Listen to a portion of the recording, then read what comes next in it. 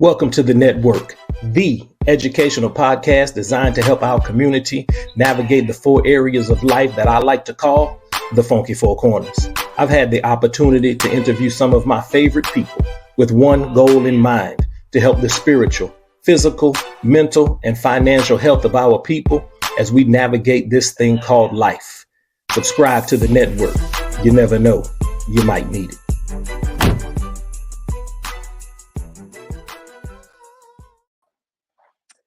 Listen, y'all, we're back. And as we always start every episode, in the words of the great and always late American poet Lauryn Hill, how you gonna win if you ain't right within? Today's guest is here to help us get right. Diaka Melendez is a believer, a wife, a mother, and an avid who dat. We're going to talk about this who dat stuff in a minute, okay? She currently serves as a assistant superintendent, where she advocates for equity for her students, mental health, and wellness. Continuing to roll with our HBCU guests, today's feature is a two-time graduate of historically Black colleges and universities. For those of y'all watching, or if you're listening at a later time, y'all go ahead and put your virtual hands together for Miss Diaka Melendez. Hey, thank you for having me. Oh, I am so glad you're here. I was telling you that I was watching your YouTube channel. I actually love it, right? I think it is great for anybody who watches. I know it's kind of geared, towards women, right? But I was helped. Good. I was helped. Okay, so Good. listen. So here's what I want to do. I want to start here. Let's just kind of break the ice a little bit, and let's talk about your Saints. You choosing violence out the gate. I'm really not. So we're just gonna go over under. We're gonna start with a little over under for the New Orleans Saints. All right. 17 game schedule. Okay. Over under 9.5 wins this year. What you got? Oh God. See, not violence at all. Oh, 9. You said 9 wins? 9.5. Over under. I have to say over. I have to. Okay. All right. I have to. Who's going to be the starting quarterback this year? Derek Carr is going to be the starting quarterback because we have paid Derek Carr an ridiculous amount of money to be mediocre, and we are stuck with him this year unless he gets hurt again or somehow just completely plays like trash and gets benched, which could happen. Okay, so since we're talking about Derek Carr, so let's go over under for Derek Carr. Okay. 30.5 touchdown passes. You going absolutely over or under? Under. Dang. Okay, so that means Alvin Kamara is gonna have to shoulder the load. So let's go over under for Kamara. Mm-hmm. Over or under 1,100 rushing yards. What you got? Ooh, 1,100 rushing yards. Well, he's holding out right now, so I'm gonna say it just depends on how they use Taysom Hill. And so I'm gonna say under. I'm gonna say under on that one. Okay. So Derek Carr, if he manages to stay healthy, he's got to throw the ball to somebody. Will he be throwing the ball to Michael Thomas this year? Oh no, Michael Thomas is gone. Like that's not even an option. Hopefully Chris Olave, got the little rookie jitter shook out of him because he showed a lot of promise. I like him a lot, but there was just some pivotal passes that he didn't hold on to this year. So when Derek Carr connected with him, it was solid. So it seems like he'll be throwing to Chris Olave or Rashid Shaheed, who, he's a good option too. So from a wide receiver standpoint, if Derek Carr can stay protected, which we made some moves on the offensive line, then that's why I think we will be able to win more games, because we actually ended up, winning one game over them, what we won last year. So 9 games seems reasonable considering our schedule, but you never know with the Saints. Listen, you are a diehard because you're saying we and our. Okay, so we're throwing the ball to Chris Olave. So how many Uh-huh. balls is he going to catch? Let's go over under 90. Over under 90. Over. I say over. Just because if Derek Carr stays healthy, he's not scrambling or rushing or anything like that. So he's going to pass. I don't but then, he loves a good slant. So Chris Olave is not really designed for that. So we'll see what that looks like. But Okay. I'm gonna go over because we have a new offensive coordinator. So Okay. See, all of those things that I don't know because I have detached myself from my former love. All right, yes. last one. Okay. Last one. Last one. Is Cam Jordan still there? Yes. Okay, Yes. Cam Jordan. I like Cam Jordan. Yes, I do too. Sacks. Let's go over under 10 and a half sacks for Cam Jordan. 10.5 sacks for Cam Jordan would be a great season for him. So I'm gonna say under. He's getting old. Okay. Um, you He is know, getting old. yeah. And because, listen, because I have to say this, okay? This is not in the spirit of violence, okay? This is not in the spirit of violence, but I have to say this. Yes, sir. I think the Saints wasted so many years with Super Bowl defenses. I thought they had Super Bowl defenses for so many years, and I couldn't take it anymore. I couldn't. I couldn't. That you said you didn't choose violence, and right now is the time of year where I try to, in my house, we are very much a huge football house. So everything is football. Our lives revolve around football. Our wedding was football. Our house stops on football. So football is serious. And, of course, my husband is a Cowboys fan. But what I will say is, yes, you are correct. But I will say that when I die, one of the first questions I'm asking God is why? Because there were multiple debilitating, excruciating, remarkable playoff losses. I'm not talking about like we just didn't show up. I'm talking about the Minnesota Miracle. I'm talking about the Oh no man. call. Like if I even get started talking about that, I'm going to get upset. So it's not like we didn't compete. It just was like I don't understand. Like the type of way that we have lost in such crucial games has been I mean, the Vernon Davis last second in San Francisco. I mean, it's Yeah. just it's Yeah. whatever. Let's move on. Yeah. Okay. All right. So just a little, because you are an avid who dat, we just wanted to start there. Okay.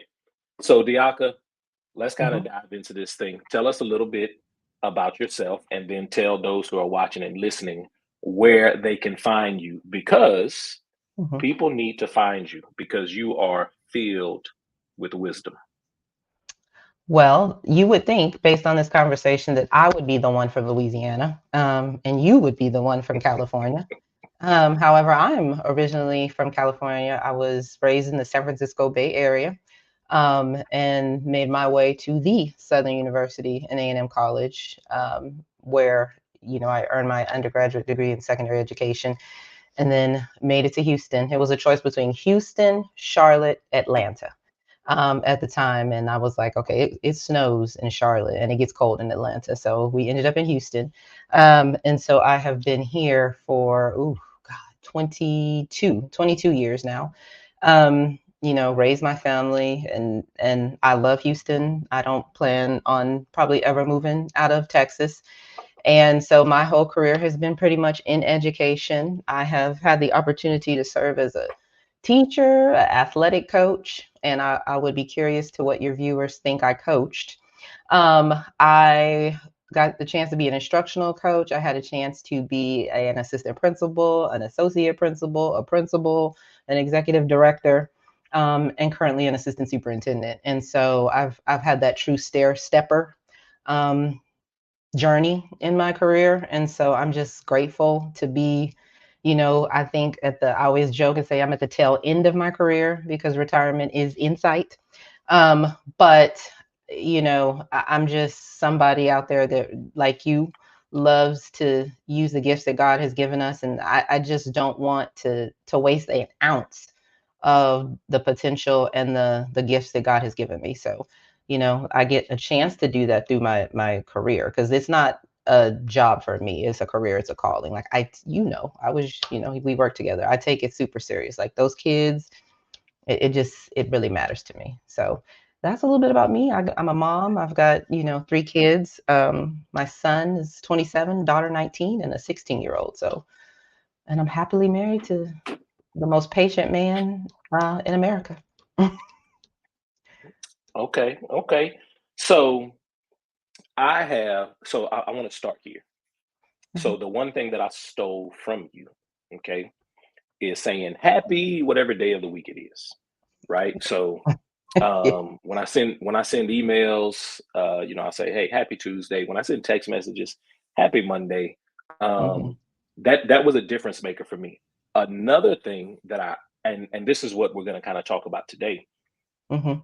is I always looked at you talked about your educational background. I always look at principals of large schools, kind of like CEOs. Yeah. And the one thing that I observed you do regularly was go home.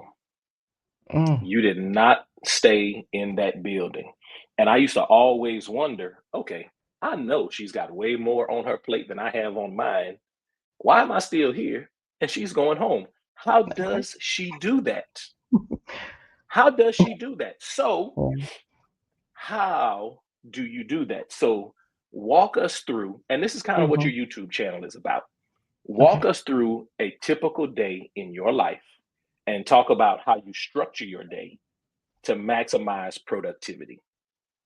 Okay. Well, I have to give credit to leaving on time to my student teacher when I was student teaching at Southern, the lab school, Miss Harris. I remember she told me something, and I never picked up the habit. She told me, she said, you do everything you can for these kids, but when the time comes that you have done what you need to do, you need to go home. And she talked about, people that were there like 5, 6, 7 o'clock at night grading papers. And she was like, just don't make that a habit.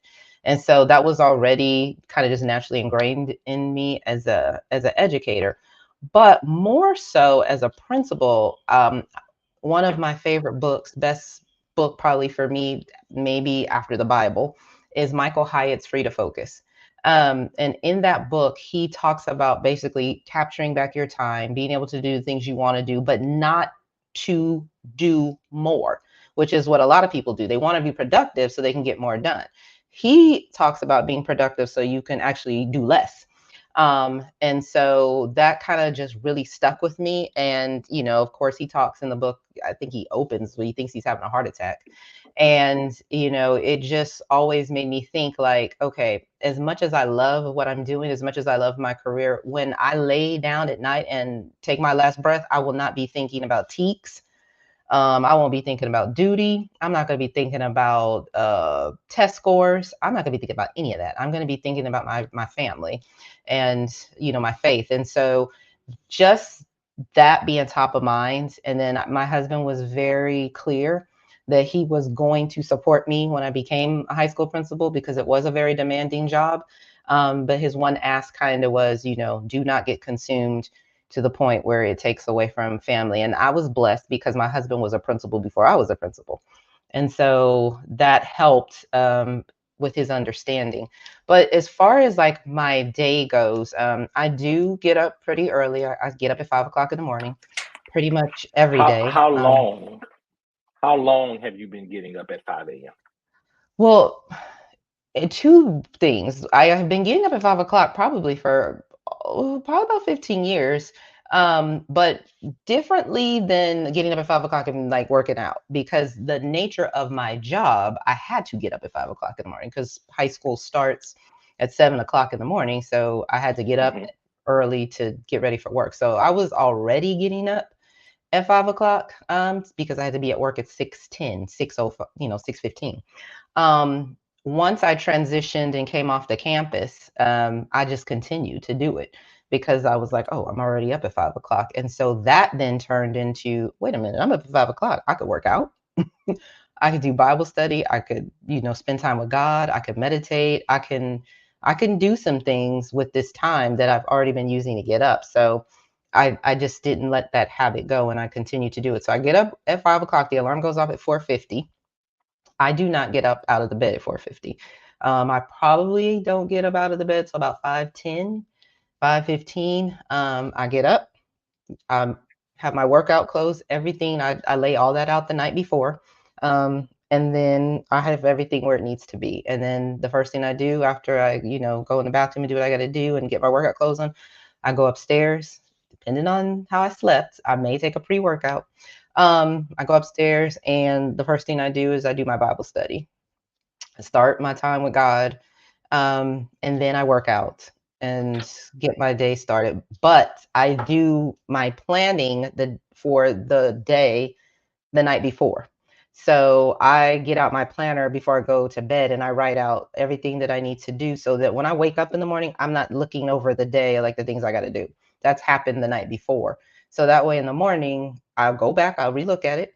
And then, I have the day in front of me, and I'm able to really purposefully execute my day. And then I also time block, which is something that is a little deep, but it works for me. Okay, so you mentioned a lot of things very casually. Okay. Okay. But I watched, great YouTube channel. Let me go ahead and put it down here on the bottom. I need y'all to go. Here comes dog number one busting through the door. I need All y'all to right. look at the ticker scrolling down at the bottom at Diaka Melendez on TikTok and Diaka Melendez on YouTube. I really want y'all to go and watch those videos because she's talking about this very casually. But one of the questions that I mentioned to Diaka before we started recording was like, are you a robot? Because the systems and routines are so consistent. So under that question, I wrote, can the average person do what you do? Oh, that's a great Well, question. let me rephrase it. Why doesn't the average person do what you do? What's the separator? Discipline over motivation, I think, is the separator for a lot of things. You've coached girls, I've coached girls, and you know that there are some days where you just not gonna be motivated, but you can be disciplined. And so, but to the average person, absolutely, because this is what the average person has the opportunity to ask themselves. Number one, for me, what kind of health do I want to have? As I get older, my health is way more important than I work out for my health. I'm not, look, I'm married. This is what who it's gonna be. Um, so yes, I want to look good and feel good, but I also want to live a life. And so I think about my health span versus my lifespan. Because we can live a long life, but I want to live a long, healthy life. I don't want to be 75, 80 years old and, sitting somewhere in the corner. I want to be able to move, and that is what motivates me. And I think that if people would look at discipline and routines as like an investment in yourself instead of like the things that society tells us, like, oh, how you look or what you wear, or you could fit into that. Like, just think about if you could talk to 75-year-old you, what is 75-year-old looking like? What are they doing? Nobody's going to tell you that the 75-year-old version of them is in a wheelchair or has high blood pressure or is getting Right, dialysis. right, That right. person is always, vital. Okay. Well, what is 45-year-old you doing so that 75-year-old you can do that? And that's my motivator. And the other motivator I have is, I'm a believer, and I think that God gives us the tools to do these things like so easily. He does not hide it. It is like mind blowing sometimes to me. Like, he tells you exactly what you should be eating, um, why you stressed out, what you should be worried, like why you worried. He tells you to rest. I mean, he tells you to go laugh. He tells you to be fruitful. Like it's right there, but we make it complicated. We do, and I want people to understand that because of that wealth span. Did I say it correctly? Health span. Your health span. Health is Mhm. your health is your wealth, right? Your health span is what that's your big goal, and that's the purpose of the 5 a.m. 5 a.m. is one of the steps in getting there, because as I'm watching the videos and I'm going through it and I'm just looking at all the notes that I took, um, I was like, okay, because you talked very casually through your 5 a.m. morning routine like it's nothing. But I know that there are a lot of people who struggle with 5 a.m. routines. So the next note I wrote was like, man, we probably need an accommodated and modified version of this. So that's why I was asking some follow-up questions, because people need to understand that it's discipline is the separator. Mhm. Discipline is the separator, right? And how long do you want to live well?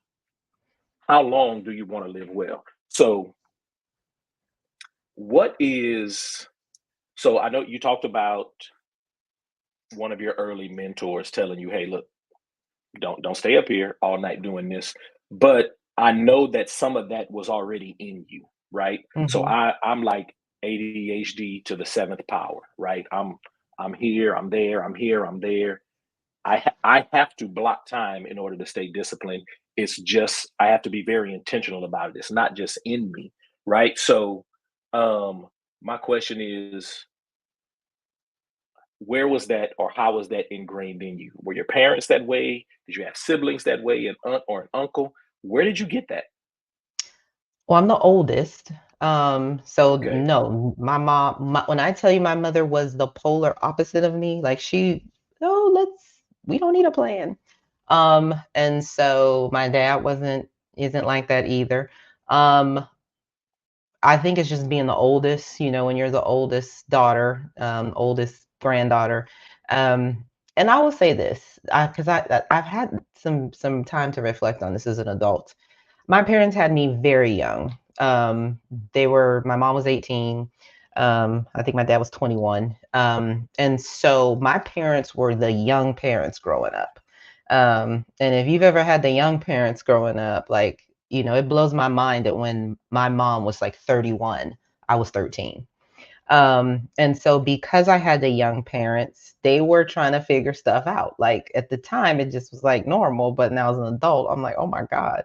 And because they were kind of figuring things out and, evolving into adulthood, I saw a lot of things I think that I was kind of like, oh, okay, well, let me kind of step in and maybe be a little bit older acting than I was. I had a lot of opportunity, I guess I'll say, to be the adult sometimes. And I think that just happened at an early age. And because that happened, I just kind of always been adult like.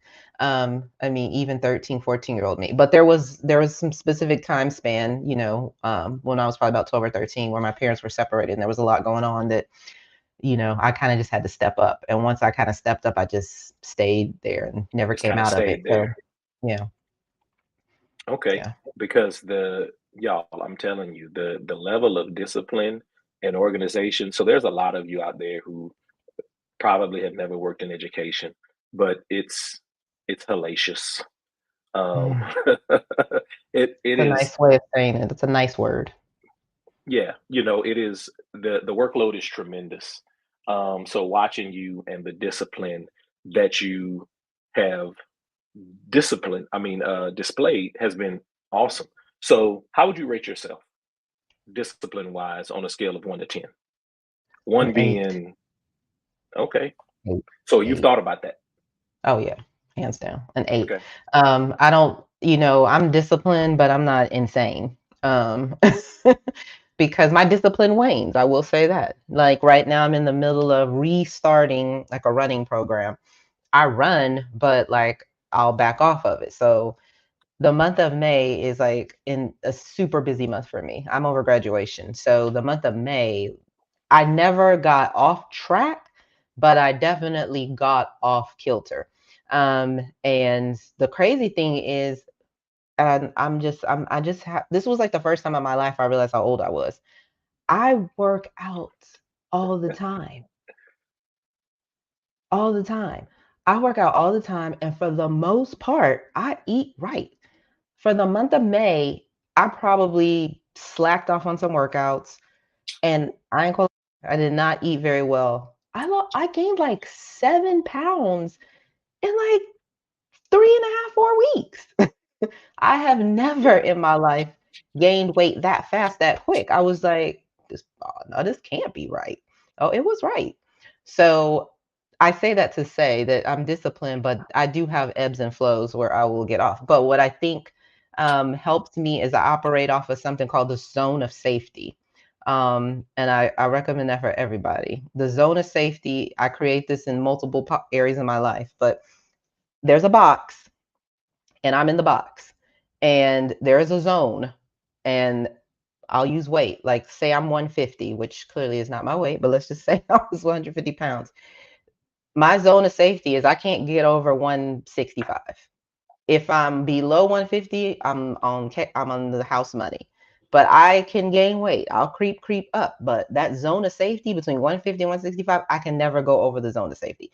And that cushion of letting me like be me and fluctuate helps. And so I have zones of safety kind of in all kinds of things. Like, okay, I'm off, but as long as I don't get here, I'm good. And if I ever get out the zone of safety, that's very rare. But that zone of safety mentality has helped me because it lets me mess up. It lets me not be as disciplined. It lets me fluctuate without feeling that's good. guilty, but it keeps me checked.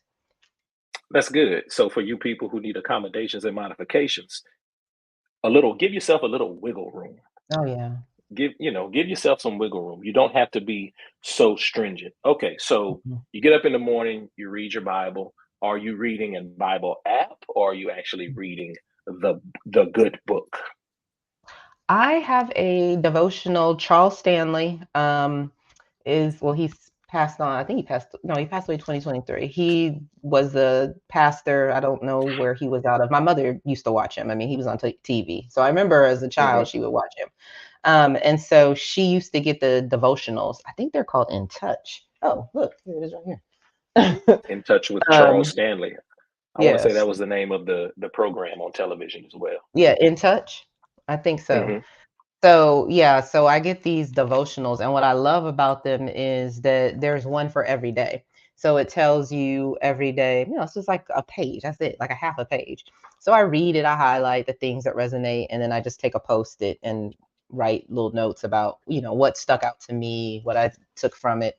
And so I get these every month. And so I literally just every day, that's my Bible study. And so there's usually reference to a part of the Bible. So I read that, but that's what I do. So that's how I start my morning.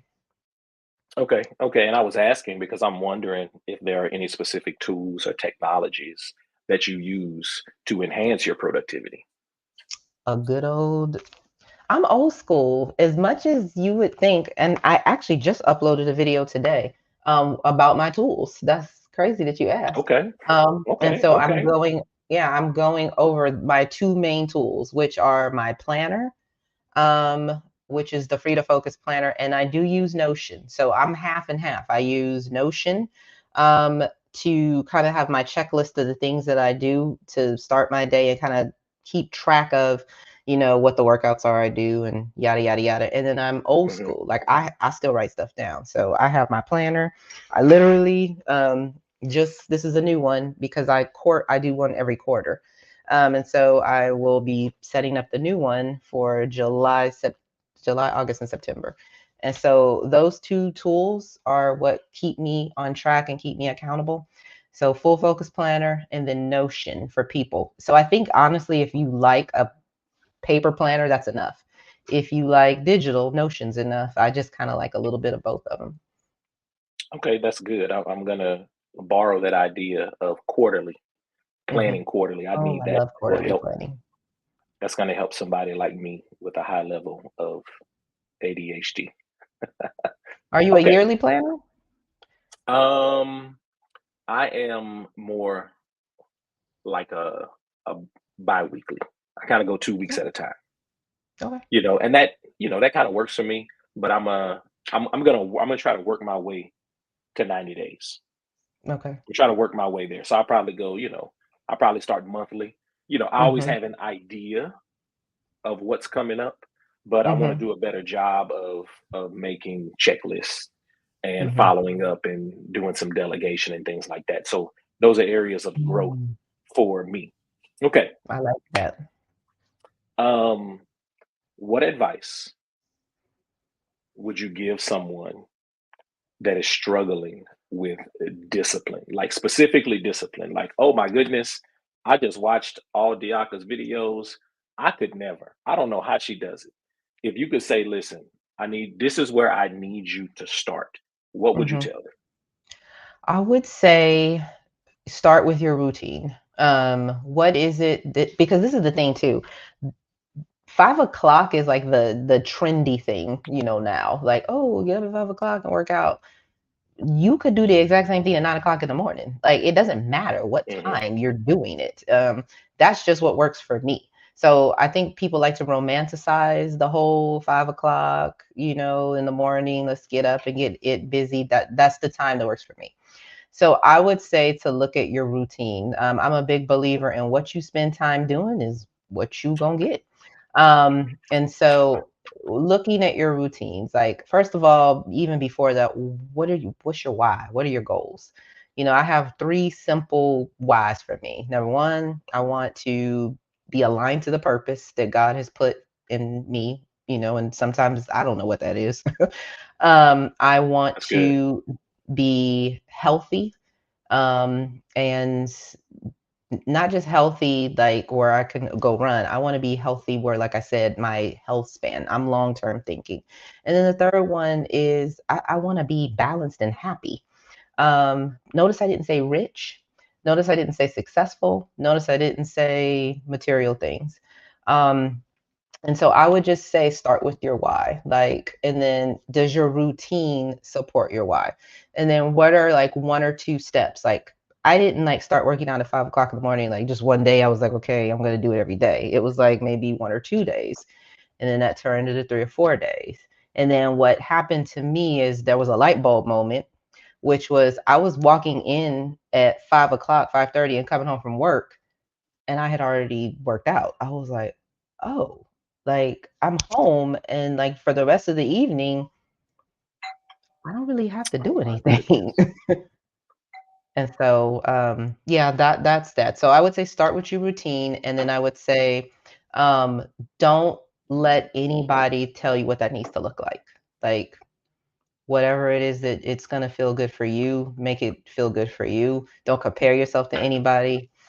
Um, and I'm And can I yeah. say, maybe get you a planner so that you can write some of these things down, Or or Notion. an app, Mhm. or an app that you can have those things. That's really, really good. Okay, let me do my little commercial right here that I probably lost. All right, y'all, listen. We are here with CEO Diaka Melendez, right? She is the chief executive officer of her life and a lot of other people's lives. All right. So right now we are live on YouTube, we are live on Instagram, we are live on Facebook. So if you are watching by YouTube, here's what I want you to do. I want you to find that little thumbs up, click that like, click that subscribe. All right. If you're listening to this podcast, if you're listening on Apple, hey, go ahead and give us 5 stars. Tell a friend to tell a friend. If you are listening by Spotify, do the same thing. And then I'm going to drop this on the bottom of the screen because this is really where you need to go. You need to go and find Diaka Melendez on TikTok and YouTube because, listen, she is going to get your mind right. Get it done with Diaka. That's what we're doing here today. We're Oh, getting it okay. done with Diaka. Okay. Okay. So you have truly in teacher fashion in your answers, you have answered a lot of my follow-up questions. Oh, okay. Okay. So I had like a ton of other questions, but let me ask this question. What has been your favorite video to date? Ooh. Um, let's see. Well, I've only been doing it for 3 months, so I think my favorite so far has been so. That's a good one. I'm doing a series right now, like a 30-day shred. So I'm in the middle of a 30-day shred. Mm-hmm. And Mm-hmm. so I have been doing Give some us a update progress videos. report. Yeah, giving a progress report. In fact, I'm working on the third one because I've had a nice little jump from this last one to this one, progress wise. So I've really enjoyed doing that. Um, and then I think my other favorite one would be maybe what YouTube has taught me with less than 500 subscribers. And I think I like that one because my daughter always tells me I sound so teachery and professory. And I feel like that one really just didn't fit the mode. It was just something I saw was trending. I was like, okay, I'll do that. What I liked about that one is that when I was filming it, number one, I just was like hit record and just went. But I was talking in it about that YouTube is hard. Like what you're doing is hard and it takes a lot of work. Like preparing for a podcast is a lot of work. Getting the gear and making sure that people don't realize how much work goes into that. And you're putting this work in and you're like, okay, how many people are watching? Or how many views is this gonna get? And then you're like, okay, why the hell am I doing all this work? And then I think it makes me realize, like, because we do hard things, like, when is the That's last good. thing that you pursued that you were not successful in and you kept doing it? Like, you know what I'm saying? Like, okay, this isn't Yeah. one of those things where like YouTube, like, okay, I got 5,000 subscribers after 2 videos. Like, I got to keep doing it because that's what I said I was going to do. And I promised myself, but it's not easy. Listen, I your page is tremendous. And the crazy thing, so I've been doing this podcast, I guess about 4 years now, and I've learned a lot, right? Learned a Mm. whole lot doing it. You know, equipment and all of these things and getting people scheduled and trying to have a good flow, all of those different things. And I have gotten zero negative feedback. I get so much good feedback. I've through people being on the podcast, they've gotten connected with other people, which is the purpose of the podcast is to connect people, right? And so then I go and look at my subscribers and I'm like, that number is small. But if it works for one person, then I have served my purpose. The episode has served its purpose. There's one guy who was helped to get a publishing deal because somebody saw him on the podcast. So that right there, that's what brings me joy, right? And it's what I like to do in the summer when I'm not, I don't have to go to work every day and I like talking to people. I'm the most fortunate person because I get to talk to my nephew was like, "Man, you're talking to like doctors and professors and PhDs and people who are certified to do all of these things. It's like, man, this is awesome." And I'm like, "Listen, I'm the one that's the most fortunate because I get to talk to all of them and borrow all of their great ideas, like planning quarterly." All right, Diaka, this is my favorite thing from all of your videos. Go hard for yourself. Out of all of your, I mean, there's a lot of good stuff there, but that one, that was the home run for me. Talk about that a little bit,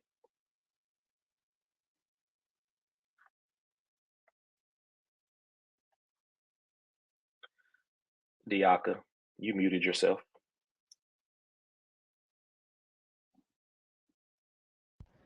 Okay, I'm sorry. I had No, to there I you closed go. We're my good. eyes when I thought about that, and I think I hit the the button. You have to go hard for yourself. Like I know it sounds almost like a cliche, but when you really think about it, like no one is gonna go as hard for you as you. Period. Bottom line, not your wife, not your parents, not your spouse. Um, I think I always knew that, but if I'm being very honest, when my mother passed away, it really, number one, it was life changing for me because my mother and I were very close. But I realized that my mother was like, oh, she was my go hard person.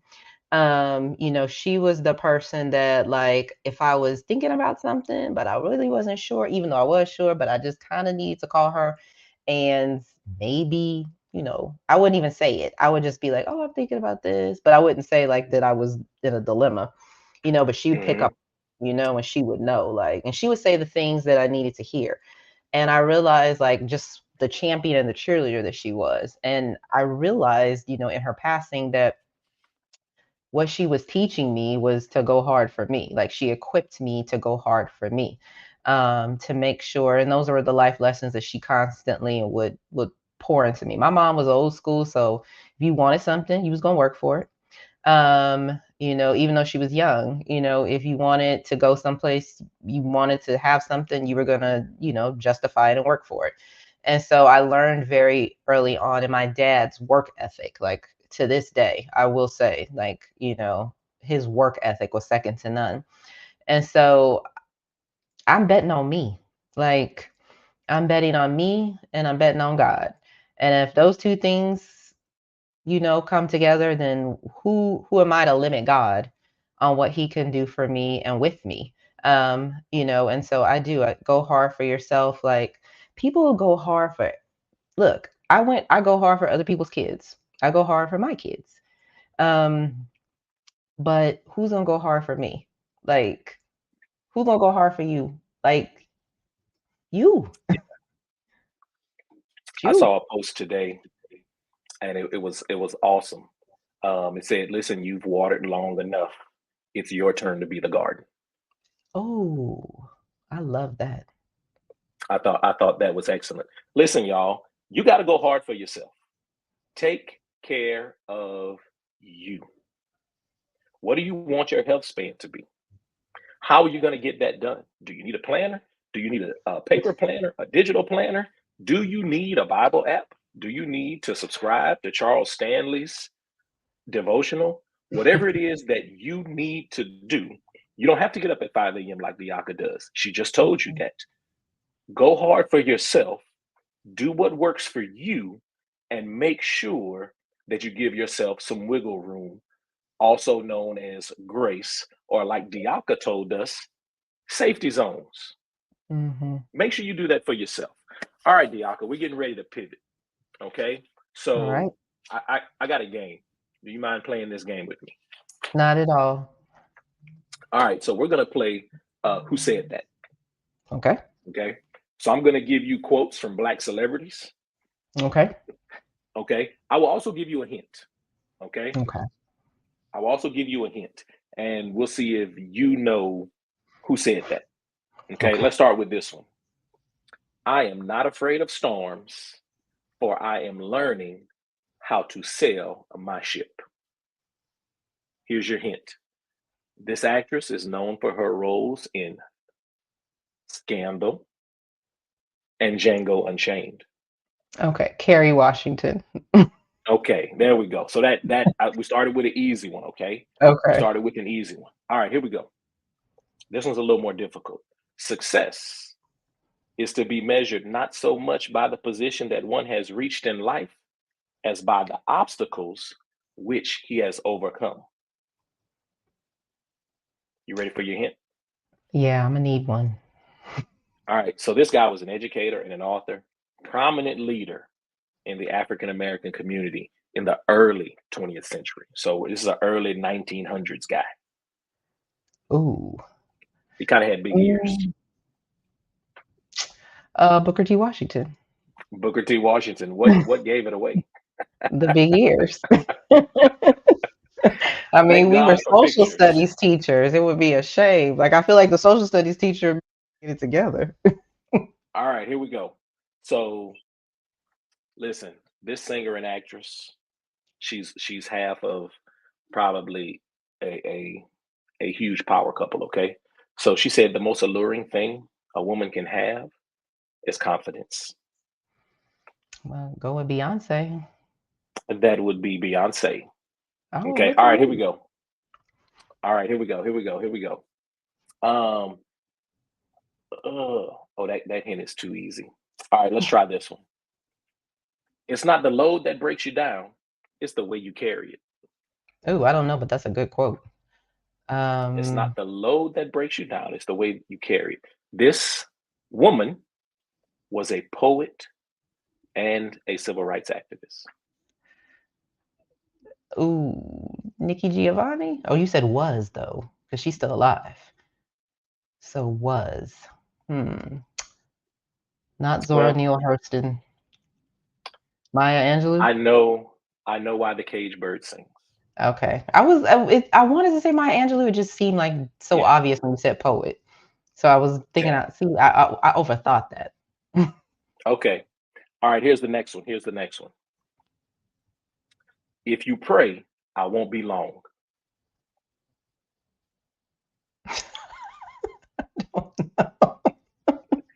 Any black pastor in America. You could have said any black pastor in America, and that one would have ran. All right, last one right here. You have to be able to love yourself, because that's when things fall into place. That's another good one. All right. Has to be a woman. Definitely a woman. Definitely a woman. All right. She won an Oscar for Fences. Oh, Viola Davis. Listen, man, not only can you get it done with Diaka, culturally relevant. She is in tune with what we got going on here. Diaka, let me ask you this. If you could have a superpower, any superpower, what would it be and why? Ooh, that is a good question. A superpower, any superpower, what would it be and why? The heart of me wants to say heal people. But the realistic part of me would be, I think I would be,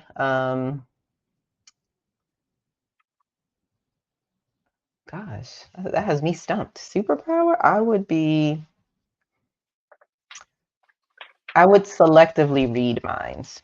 So I wouldn't want to do it all the time where I couldn't turn it off. I would only want to do it when I wanted to do it.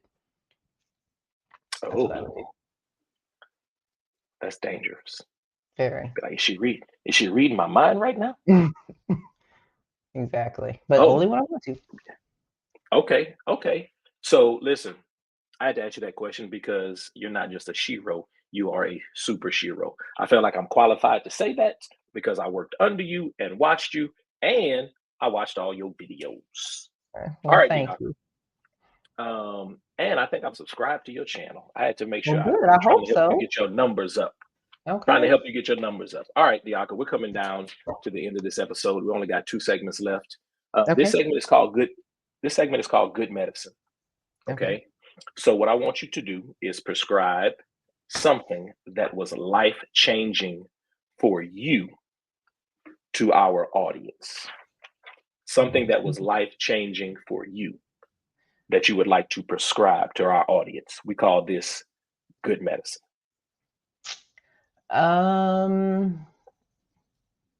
Tithing. Tithing. I'm convinced today, to this day.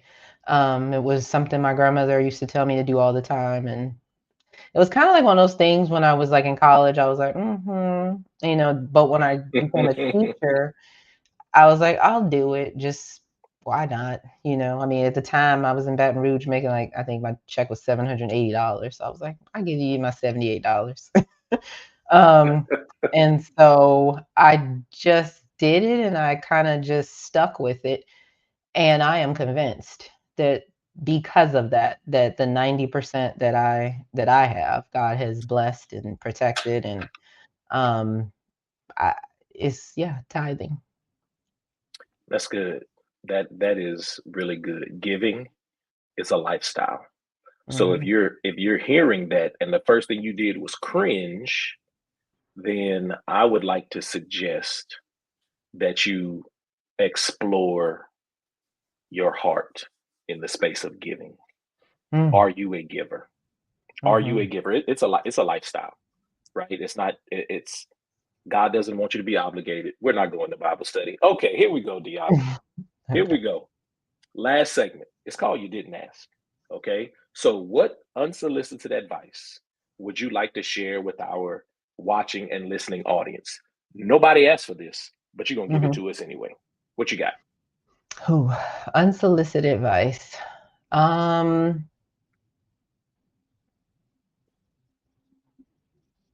Don't make any second guesses or manipulate the situation on who you marry.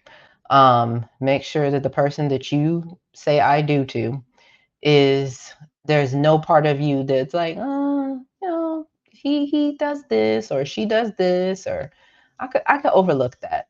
Like all the boxes need to be checked on the person you marry. Not crazy boxes like must be a millionaire, but all of the key boxes like treats you right, um, respects you, provider, all the things, the whatever your things are, whether it's who you're marrying, it's a man or a woman, because being married to the right person makes a huge difference. Woo, that's good. Listen, we didn't ask for that, but we got it anyway. Make sure, listen, y'all don't be second guessing, but up until, I'm gonna go ahead and say this. You can be on that altar and you can hit reverse. I'm gonna go ahead and tell you right now. Go on Tell and them. hit reverse. You can even make the beeping noises. Beep, beep, beep. Get up out of there. If Tell it ain't them. the right, if it ain't the right person, man, in the words of Ludacris, roll out. Listen, Amen. this is the network. Y'all, this is the free educational podcast designed to do four things, and that's to help you spiritually, physically, mentally, and financially. Those are the four areas of life that we like to call the funky four corners. So, Ooh, what I need y'all to do today is I need you to get on Diaka's page and I need y'all to watch those videos. Y'all, listen, they're bite sized, they're easy to digest, but don't just watch. Take something away from it and then do it. So, I told you earlier today, listen, if you're a working woman, if you're a young woman who's trying to figure out how to get it done, if you're after the age of 40 and you're trying to reset, right? Guys, you can find some enlightenment and nourishment there as well. I need y'all to get over. I'm going to put it on the bottom of the screen one more time. all I need right. y'all to get over there right now. Until next time, I need y'all to make sure that you stay plugged into the network and y'all make love the culture. Diaka, thank you so much. Thank you for having me. I enjoyed it.